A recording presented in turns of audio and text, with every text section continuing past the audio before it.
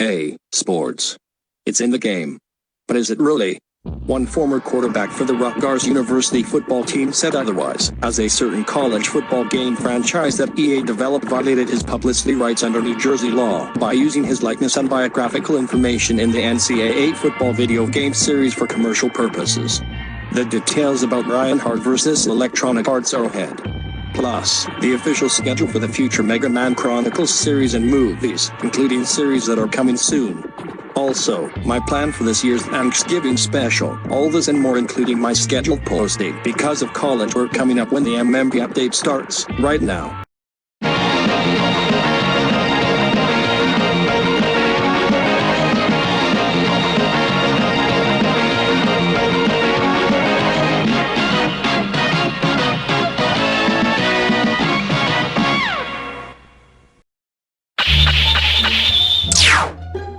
Hello everyone, and welcome to the MMB update.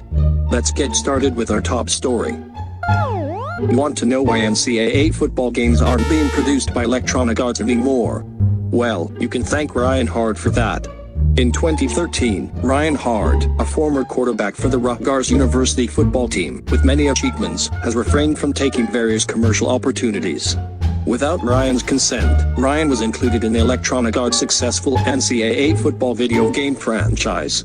Electronic Arts, one of the world's leading interactive entertainment software companies, develops, publishes and distributes interactive software. The video game in question has over 100 virtual teams and each is populated by digital avatars that resemble their real-life counterparts and share their biographical information. Hart sued Electronic Arts alleging that it violated his publicity rights under New Jersey law by using his likeness and biographical information in the NCAA football video game series for commercial purposes. After the plaintiff amended his complaint, the Electronic Arts moved for summary judgment, contending the plaintiff's claim for right of publicity is barred by the First Amendment. The district court found that the First Amendment right to free expression outweighed the plaintiff's right of publicity and granted the defendant's motion for summary judgment. The court applied the transformative use test and found that Electronic Arts' actions were protected expression under the First Amendment because the NCAA football games include a feature that allows users to modify the avatar's appearance and characteristics. The plaintiff appealed. The appellate court determined that Hart's publicity rights outweighed First Amendment protection and reversed the lower court's grant of summary judgment and remanded the case to the district court for further proceedings. The court used the transformative use test, which required the court to begin by evaluating the degree to which the work is the creator's own expression. The court found that Electronic Arts' use was not sufficiently transformative. The court discussed various tests to determine whether an individual's right of publicity should prevail over First Amendment protections.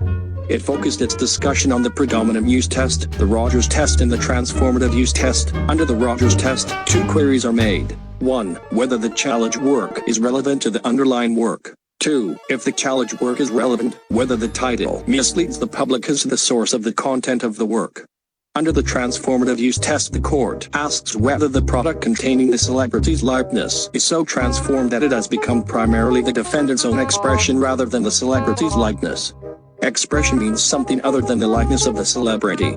Under the predominant use test, a product gets no First Amendment protection if it predominantly exploits the commercial value of an individual's identity, even if there is some expressive content in it that may qualify it as speech in other circumstances. Thus, under this test, in order to receive First Amendment protection, the use of one's likeness should be predominantly expressive, rather than commercial.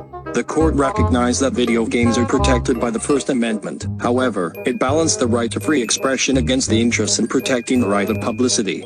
By analyzing the three approaches above, it found errors in predominant use test and the Rogers test, focusing its decision on the transformative use test.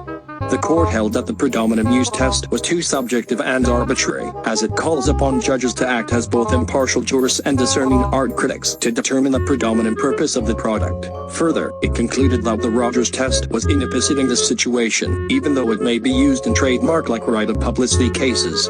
It explained that the problem with this test is that Hart's likeness was not wholly unrelated to NCAA football and the game is not a commercial advertisement for some unrelated product.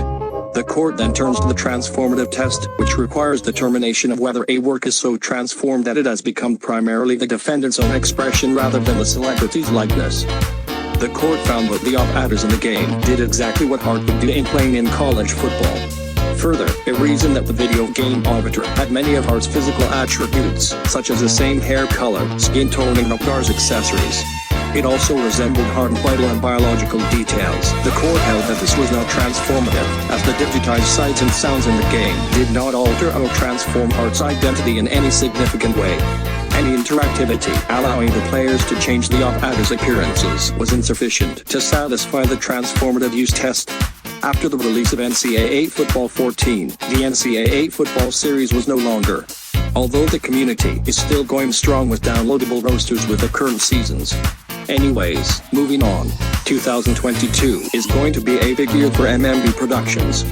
First off, part 2 of the prologue for GX03 and MMC Cross HTF Episode 5 are probably my last projects of 2021. As for what's coming soon, Mega Man Chronicles Amnesia Part 1 will come May 23rd, as Part 2 will come October 31st. HTF Survivor will come July 19th. The original GX trilogy is coming soon, along with 2 movies, that being Next Generation The Final Encounter and Next Generation Fast Forward. The Chain and Log comic, along with the Legends of the Lost Forest comic, and 2 sides of the same story comic, are coming soon to my DA pack. Link to my DeviantArt account is in the description for those who are wondering. Although my school schedule might get in the way with that. For those who are wondering, I am now attending Oswego State University, also known as SNI Oswego. From Monday, Wednesday and Friday, I have come 100 Foundations of Communication from 10:30 to 11:25.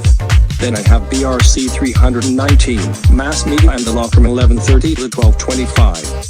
Then I have a Mental Wellness class from 1:50 to 2:45.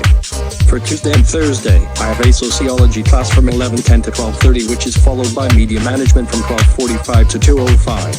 So yeah, my schedule may be loaded, but just remember, my schedule is loaded for after school hours, not during school hours. Plus I'm doing a lot more homework and I'm used to promote CC. And I also recently dropped BRC 305 because of my workload stress. So yeah, there's that. As for the Thanksgiving Day special, I decided to do another NFL-based story. This time on the Dallas Cowboys and their 3 playoff wins and a lot of rising and falling since Super Bowl 30. That will be released on Thanksgiving Day as usual. Also, I might make a book for MMC Cross HTF in the future, which will be basically similar to the Mega Man Field Guide books by Udon Entertainment. Anyways, thank you all for watching and I'll catch you all later. This is MMB Productions, signing off.